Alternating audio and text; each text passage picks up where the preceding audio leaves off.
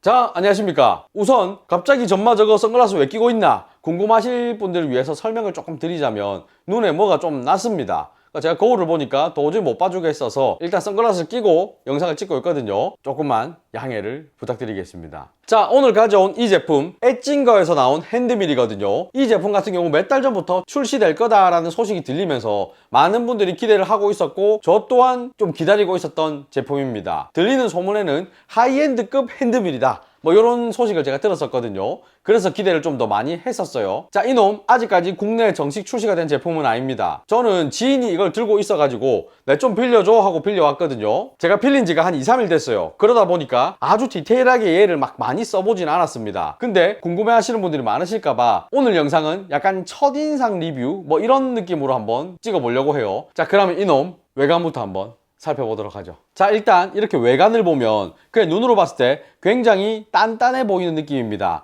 이 상부에는 이제 플라스틱이지만은 이 밑에 전부 다 메탈 소재거든요. 이게 알루미늄 같아요. 그래서 딱 잡았을 때 견고한 느낌도 있고 때려보면 굉장히 단단하다 뭐 이런 느낌이 있어요. 만듦새는 굉장히 마음에 듭니다. 그리고 뭐 전체적인 마감도 이렇게 봤을 때 뭐 큰 불만이 없어요. 와, 잘 만들었네, 좋네, 이런 생각이 들어요. 자, 이 위에 뭔가 이상한 게 달려있죠. 이렇게 이게 뭐냐면 손잡이입니다. 자, 요렇게 몸체 안에 들어가 있어요. 자, 위에서 이렇게 보게 되면 요런 식으로 쏠랑 들어가는 거죠. 그러니까 보관하기에도 좀 용이하고 어딘가에 들고 다닐 때도 좀 휴대성이 좋다, 요런 생각이 들어요. 자, 근데 이렇게 넣고 났을 때 이 옆에 보면 뭔가가 이게 박혀 있죠. 이게 자석입니다, 자석. 그래서 요걸 빼가지고 요렇게 자석이 딱 붙는 겁니다. 그럼 이렇게 흔들어도 떨렁떨렁떨렁 이래 안 하죠. 자석 때문에 붙어 있어서. 요런 부분들도 나름의 아이디어가 많이 들어간 것 같아서 쏙 좋습니다. 다만 이 손잡이 부분 다른 그라인더랑 좀 비교를 해보자면 이 코만단테 같은 경우는 손잡이가 이 나무로 둥그렇게 요런 식으로 달려있죠. 그래서 딱 이렇게 잡으면 손 안에 꽉 차는 느낌이 있어서 썩 마음에 들거든요. 그립감 괜찮네, 요런 생각이 드는데 얘는 제가 사진으로 봤을 때 좀 불편하지 않을까 요런 걱정을 했어요. 근데 막상 이렇게 딱 잡으면 엄청 불편하진 않습니다. 괜찮네, 이런 생각이 들었어요. 근데 코만단테보다는 조금 아쉽긴 합니다. 손에 꽉 차는 느낌이 있어야 되는데 뭔가 불편하진 않지만 뭔가 모자란 느낌. 자, 이제 상부에 보면 이 뚜껑이 하나 있거든요. 이 뚜껑을 열면 원두를 넣을 수가 있습니다. 근데 이 뚜껑을 여는 방식이 굉장히 독특합니다. 이 코만단테 같은 경우 그냥 이렇게 쏠랑 빼면 됩니다. 그러고 다시 뭐 원두 넣고 닫고 이런 식으로 쓰시면 돼요. 자, 근데 이 엣징거 같은 경우에는 이 까마귀 머리 부분을 딱 눌러주면 되거든요. 이 뒤에 딱 누르면 이렇게 들려요. 놓으면 다시 닫히고 딱 들리면 이렇게 열립니다. 여기 또한 자석이에요. 그래서 이 자석이 요 철판대기에 찰칵하고 달라붙는 겁니다. 근데 저는 이거 써보면서 약간 불편한 느낌이 좀 들었습니다. 일단 이거를 딱 눌리면 열리는 이 틈이 너무 좁아요. 좀 활짝 열렸으면 좋겠는데 요만큼 열리니까 손톱을 집어넣어서 이래 열어야 됩니다. 이게 저는 조금 불편하더라고요. 자, 안에 열어서 보게 되면 바로 날이 이렇게 보이죠. 조금 특이합니다. 코만단테랑 비교해보면 코만단테는 이 가운데 축이 있어요. 그 축을 따라서 내려가면 이렇게 밑에 이제 날이 보이죠. 근데 얘는 그 축이 없는 거죠. 바로 날입니다. 이 구조를 보시면 아시겠지만 이 코만단테는 이 축에다가 손잡이가 이렇게 연결돼서 돌리게 되면 가운데 있는 날이 돕니다. 근데 이 엣징거는 이 손잡이를 돌리면 가운데 날이 고정이고 바깥의 날이 통째로 돕니다. 이렇게. 그래서 엣징거 같은 경우는 이 코만단테 같은 중간 축이 없다라고 보시면 될 것 같습니다. 자, 그리고 이 엣징거의 또 다른 특징은 이 코만단테를 비롯해서 대부분의 핸드밀들은 이렇게 시계 방향으로 돌리면서 분쇄를 합니다. 엣징거는 반시계로 돌려야 돼요. 이렇게 시계 방향으로 돌리면 안 갈립니다. 반시계로 돌려야 분쇄가 돼요. 자, 그리고 이 중간 부분 딱 잡기 좋습니다. 그립감이 아주 만족스러워요. 코만단테 같은 경우는 좀 빵빵하기 때문에 잡았을 때 약간 손 아구가 아프다라는 느낌이 들 때가 한 번씩 있었습니다. 그래서 그 미끄러움 방지하기 위해 이런 뭐 고무띠도 둘러넣고 이렇게 쓰거든요. 근데 엣징거는 좀 얇은 편이라서 그냥 쏙 이렇게 잘 잡혀요. 이 부분은 굉장히 마음에 들었습니다. 자, 이제 이 아랫부분으로 오면 분쇄도를 조절할 수 있는 부분이 있습니다. 굉장히 촘촘해요. 이거 가까이서 좀 보여드릴게요. 자, 이렇게 분쇄도 보시면 1부터 23까지 있습니다. 에스프레소부터 브루잉까지 문제없이 쓸 수 있다고 해요. 자, 약간 넘어가면 뭐 Do Not Grind 돼 있는데 이까지 돌리면은 쏠랑 빠진다. 방금 제가 날 분리하는 거 보셨겠지만 굉장히 편합니다. 날 분해 청소 같은 거 할 때 너무 편하게 할 수 있어요. 다른 애들 같은 경우는 몇 번씩 막 돌려가지고 막 빼내고 해야 되거든요. 가운데 막 스프링 같은 것도 꼽혀 있고 막 귀찮은 경우가 있어요. 근데 얘는 너무 편합니다. 이 부분은 그냥 쏙 빼면 돼요. 조립할 때도 여기 보시면 홈이 있죠. 요런 홈들이 다 있습니다. 이 홈에 요 볼록 튀어나와 있는 야들 맞춰가지고 넣으면 돼요. 그냥 적당히 이래 딱 구멍 맞춰가 넣어가 쪼으면 딱 0점 맞습니다. 이렇게 0점은 기가 막히게 잘 맞아요. 자, 이 분쇄도 조절칸 굉장히 미세합니다. 이게 지금 제가 세보니까 0.25 단계예요. 이 밑에 요거는 그냥 뺑글뺑글 돌죠. 얘는 원두가 분쇄되면 그냥 받치는 통입니다. 자석으로 붙어 있어요. 이렇게 이 가운데 자석 때문에 딸깍하고 붙어 있거든요. 그러니까 이 밑에를 자꾸 돌리면 분쇄도 조절이 안 됩니다. 요걸 잡아야 돼요. 자, 빼고 보면 잡을 수 있는 공간이 짧죠. 그래서 요 끝에를 살짝 손가락 끝으로 잡아야 됩니다. 저는 이게 좀 불편하더라고요. 근데 제가 이틀째 되는 날 알았어요. 요 놈 거꾸로 이 DB 보면 무슨 홈이 있네, 이거 뭐지 했는데 요것도 보니까 홈이 있어요. 꼽으니까 딱 맞습니다. 요래가 돌리는 거더라고요.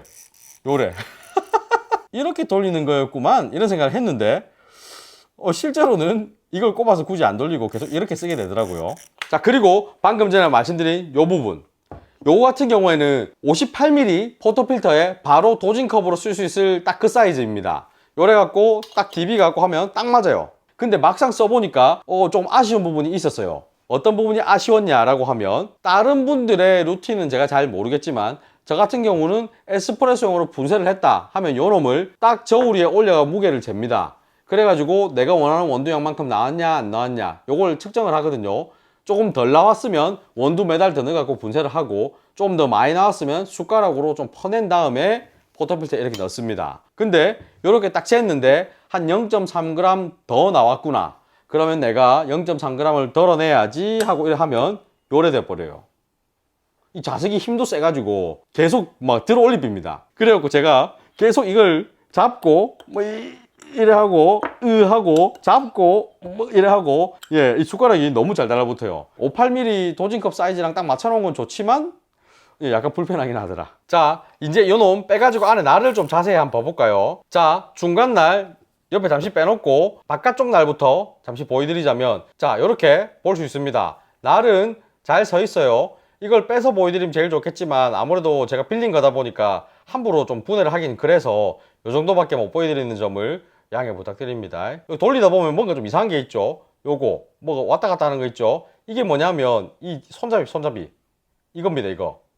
자, 이게 들락날락 하면서 이렇게 보이는 거거든요. 자, 근데 문제가 밖에서 안으로 이렇게 딱 손잡이를 넣으면 딱 하죠. 딱 소리 납니다. 이러면 이 바깥날 위쪽 부분을 때립니다. 이렇게. 지금 제가 하면서도 겁이 나거든요. 이제 더 안 할 겁니다.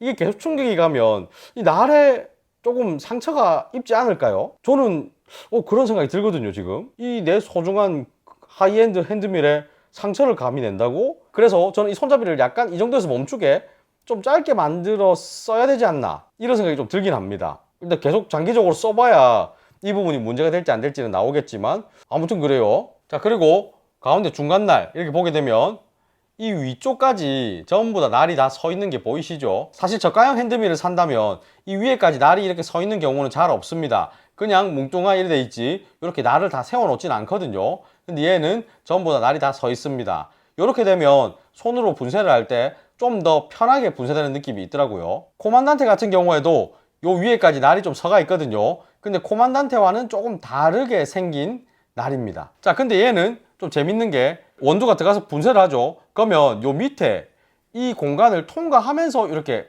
배출이 됩니다. 이 밑에 보이시죠? 뭔가 이 풍차 같은 게 달려 있는 거. 다른 그라인더들은 그냥 날 밑으로 빠지면서 바로 배출을 하는 경우가 많거든요. 근데 얘는 이 풍차 같은 게 달려 있는 거죠. 이게 왜 있을까라고 생각을 해보니까 아무래도 원두 뭉침 현상이나 이런 걸 좀 풀어주려고 달려 있는 게 아닐까, 요 생각을 해봤습니다. 맞는지는 잘 모르겠어요. 그냥 망고 제 생각입니다. 자, 이제 원두 분쇄 한번 해볼 건데요. 18g 딱 준비했습니다. 그리고 분쇄도는 에스프레소용 분쇄도로 한번 분쇄를 해볼 거예요. 자, 잔량 얼마나 나오는지 테스트 해보려고 요 통도 0점 잡아 놓을게요. 분쇄도는 지금 현재 3.5로 맞췄습니다. 분쇄하는데 드는 힘은 뭐 그렇게 많이 드는 것 같지는 않습니다. 그냥 일반적인 핸드밀인데 조금 편한 정도? 뭐 이 정도인데, 저는 이거 일반 핸드밀하고 반대로 돌리는 이게 조금 어색해요. 뭐 아주 힘들다, 불편하다, 못 쓰겠다 이런 느낌은 아니지만 좀 뭔가 어색하다. 근데 이 돌리면서 좀 불편한 게 확실히 한 게 있거든요. 뭐냐 하면 이 손잡이가 자석이죠. 예, 이렇게 돌리다 보면 한 번씩 들썩들썩 이렇게 들려요. 이래. 자, 다 갈렸습니다. 오, 떠들면서 했더니 생각보다 빨리 갈린 것 같아요. 자, 원두 무게 재보면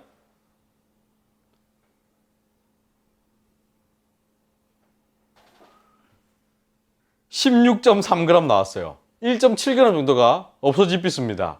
이거 어디 갔노? 핸드밀 중에 이 정도의 로스가 나오는 건 제가 본 적이 별로 없거든요. 위에다가 이렇게 꼽아가 탁탁 한번 틀어볼게요. 혹시 위에 들러붙어 있나? 다시 빼가 재보면 16.4g, 5g 돼 있습니다. 저는 처음에 테스트 해본다고 갈았을 때 이 정도의 로스가 생겨서 너무 놀랐어요. 이 도대체 무슨 일이고 이거 어디가 있노 도대체. 그래갖고 막 뜯어서 찾아봤거든요. 어디인지 지금 보여드릴게요. 날 한번 분해해 볼게요. 여기 있어요. 여기 이 보이십니까 지금?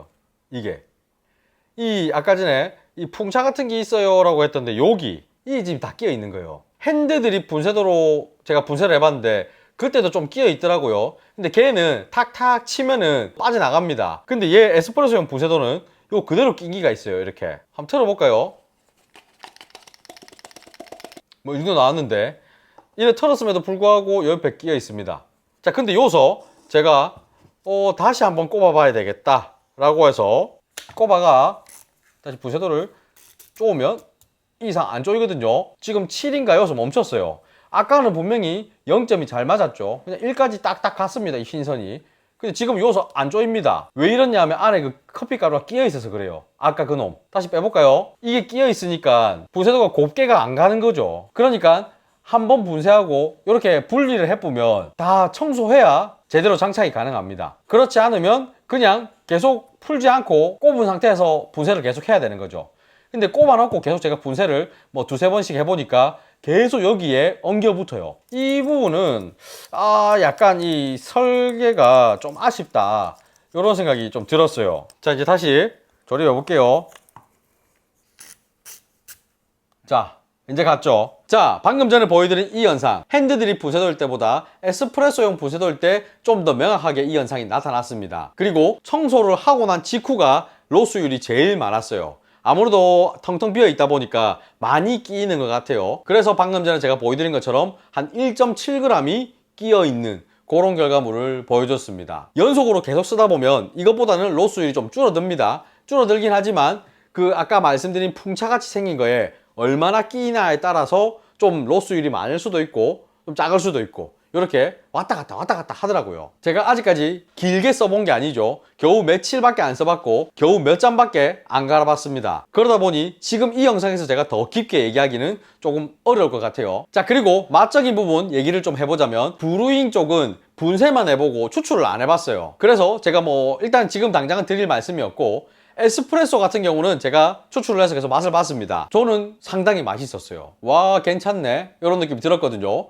어떤 부분이 좋았냐라고 하면 일단 굉장히 깨끗했습니다. 커피가 클린컵이 좋다라고 표현을 하죠. 굉장히 깔끔하고 깨끗한 그런 에스프레소가 나오더라고요. 마음에 들었습니다. 그리고 생각보다 단맛이 굉장히 잘 표현이 됐어요. 그런 부분에서 좋은데? 라는 생각을 했거든요. 자, 오늘 이렇게 엣징과 핸드밀 사용해 봤는데요. 사실 며칠 안 써본 제 입장에서는 장점도 있고 단점도 확실히 보입니다. 많은 생각이 드는 좀 그라인데요. 오늘 영상 여기서 마치겠습니다. 빠이빠이.